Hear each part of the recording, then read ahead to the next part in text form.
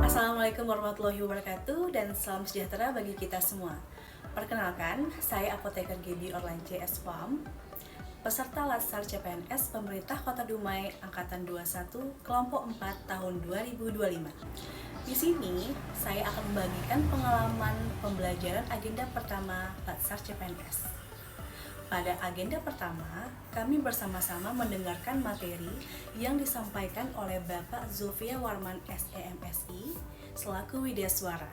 Pada agenda pertama ini, kami sangat bersemangat dan antusias karena beliau menyampaikan materi dengan mudah, jelas, dan interaktif. Selain itu, walaupun pembelajaran menggunakan Zoom, beliau tetap membuat kami fokus mengikuti kegiatan, memberikan kesempatan kami untuk bertanya, serta beliau memberikan pengalaman selama menjadi PNS. Untuk itu, materi yang disampaikan beliau akan saya rangkum di Learning Journal Agenda 1 ini. Selamat menyaksikan! Pada pembelajaran Agenda 1 terdapat 3 materi yang dibahas. Yang pertama, wawasan kebangsaan dan nilai-nilai bela negara. Yang kedua, analisis isu kontemporer. Dan yang ketiga, kesiapsiagaan bela negara. Wawasan kebangsaan. Apa itu wawasan kebangsaan?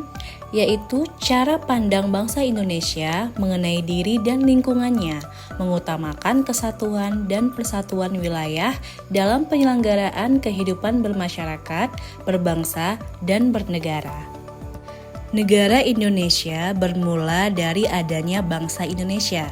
Hal tersebut dijabarkan di Sejarah Bangsa Indonesia, yang pada akhirnya dibacakan teks proklamasi kemerdekaan Republik Indonesia pada tanggal 17 Agustus 1945, sehingga menghasilkan 4 konsensus dasar. Adapun 4 konsensus dasar tersebut ialah 1.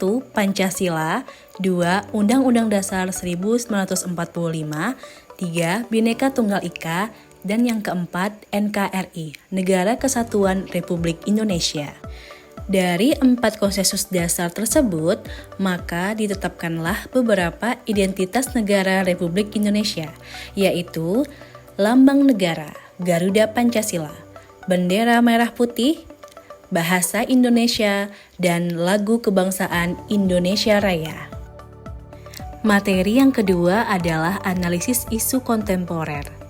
Pada kali ini, peserta Latsar mempelajari tentang isu-isu strategis yang saat ini berkembang di masyarakat seperti korupsi, narkoba, terorisme, money laundry, dan proksi. Pada materi ini juga, kami diberikan tugas kelompok. Tugasnya yaitu membahas isu-isu terkini baik yang positif maupun yang negatif dan dipresentasikan, kemudian dilakukan tanya jawab antar peserta dan pemateri. Dalam menghadapi isu-isu strategis kontemporer, kita dapat melakukan analisa dengan modal insani, yaitu sebagai berikut. 1. Modal intelektual, 2. Modal emosional, 3. Modal sosial, 4. Modal ketabahan, 5. Modal etika atau moral, 6. Modal kesehatan.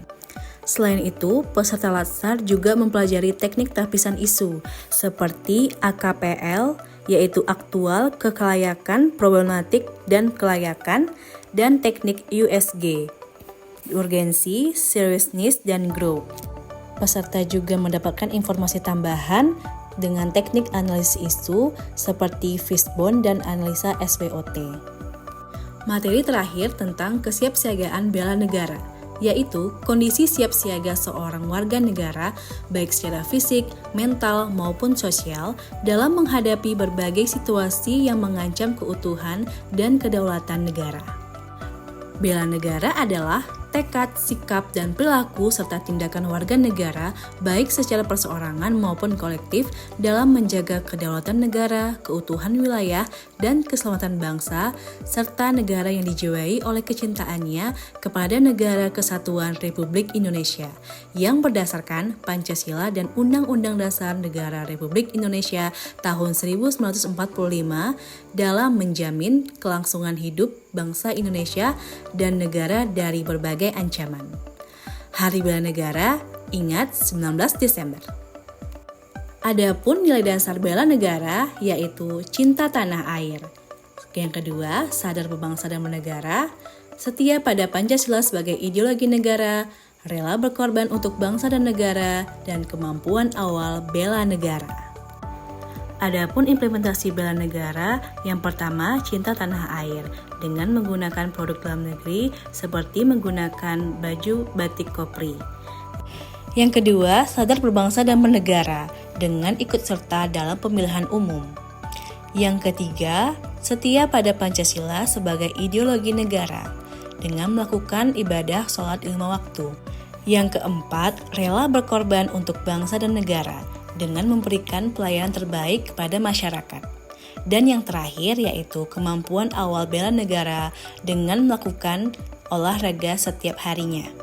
Dari ketiga materi agenda 1 dapat diterapkan di unit kerja saya, yaitu di UPT Instalasi Farmasi Kelas A, Dinas Kesehatan Kota Dumai. Sebagai berikut.